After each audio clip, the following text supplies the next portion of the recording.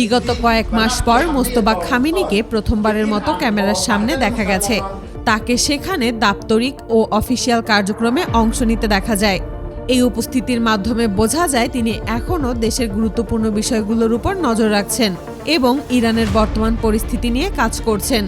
কিন্তু তার এই ভিডিও প্রকাশের কয়েক ঘন্টা পরই ইরান নতুন ধরনের কিছু ড্রোন সবার সামনে নিয়ে আসে। ইরানের দক্ষিণ অঞ্চলের মরুভূমিতে থাকা একটি বাংকার থেকে এসব ড্রোন প্রদর্শন করা হয়। সেখানে শুধু একটি ড্রোন নয়, একাধিক ড্রোন দেখা যায়। তবে ড্রোনগুলোর বিষয়ে এখনও বিস্তারিত তথ্য প্রকাশ করা হয়নি। এই নতুন ড্রোনগুলোর মধ্যে শাহেদ 161 নামে একটি বিশেষ ধরনের ড্রোনও রয়েছে। এর নকশা অন্যান্য সাধারণ ড্রোনের তুলনায় অনেকটা আলাদা। দেখতে এটি অনেকটা আমেরিকার B-2 স্টেলথ বোমারু বিমানের মতো। ড্রোনটির সামনের অংশ চওড়া এবং এর পুরো শরীর এমনভাবে তৈরি করা হয়েছে যা সাধারণ ড্রোনের নকশা থেকে বেশ আলাদা। ইরান এখনও শাহেদ 161 এর সম্পূর্ণ প্রযুক্তিগত তথ্য প্রকাশ করেনি। অনেক বিশেষজ্ঞের ধারণা এতে স্টেলথ প্রযুক্তি ব্যবহার করা হতে পারে। তবে এই ড্রোনে সাধারণ ড্রোনের মতো কোনো পাখা ব্যবহার করা হয়নি, তাই ধারণা করা হচ্ছে এতে জেট টেকনোলজি ব্যবহার করা হয়েছে। এদিকে পুরো ইসরায়েল জুড়ে ইরানের এই ড্রোনগুলো নিয়ে কানাঘুষা চলছে, কারণ ইরান এমন একটি সময় এই ধরনের ড্রোনগুলোর সামনে নিয়ে এসেছে যখন ইসরায়েল এবং তুরস্কের মধ্যে সময়টা খুব একটা ভালো যাচ্ছে না। অন্যদিকে ইরানের কাছে বিশেষ ধরনের লেজার টেকনোলজি দেখা গিয়েছে এবং ইরানের বিভিন্ন কার্যালয়ের উপরে এই ধরনের লেজার টেকনোলজি মোতায়েন করে রেখেছে। এর ফলে ইরানের আকাশসীমায় কোনো শত্রু ড্রোন, যুদ্ধবিমান বা হেলিকপ্টার ঢুকলে তাকে মাঝ আকাশে থামিয়ে দিতে পারে। একই সাথে ইরান এক ঝাঁক বিভিন্ন ধরনের মিসাইল সিস্টেম বাংকার থেকে বের করে রেখেছে। সাধারণত এমন ধরনের ড্রোন ইরান কখনো বিনা কারণে বের করে না। বিভিন্ন বিশ্লেষকের মতে এই ধরনের ড্রোনগুলো হরমুজ অঞ্চলে মোতায়েন করতে পারে।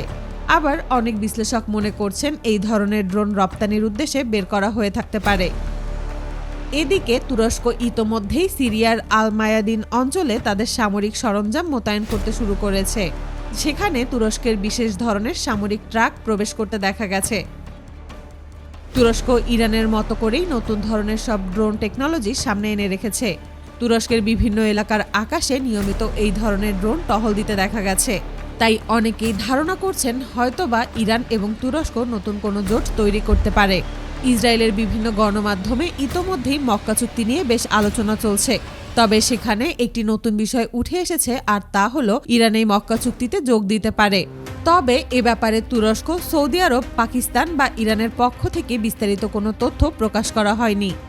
অন্যদিকে তুরস্ক তাদের বিশেষ ধরনের উন্নত ডিফেন্স সিস্টেমের সফল পরীক্ষা চালিয়েছে।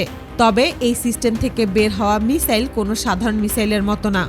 এ ধরনের মিসাইল লঞ্চ হওয়ার পর মিসাইলের সাথে থাকা ছোট ডানাগুলো বের হয়ে আসে।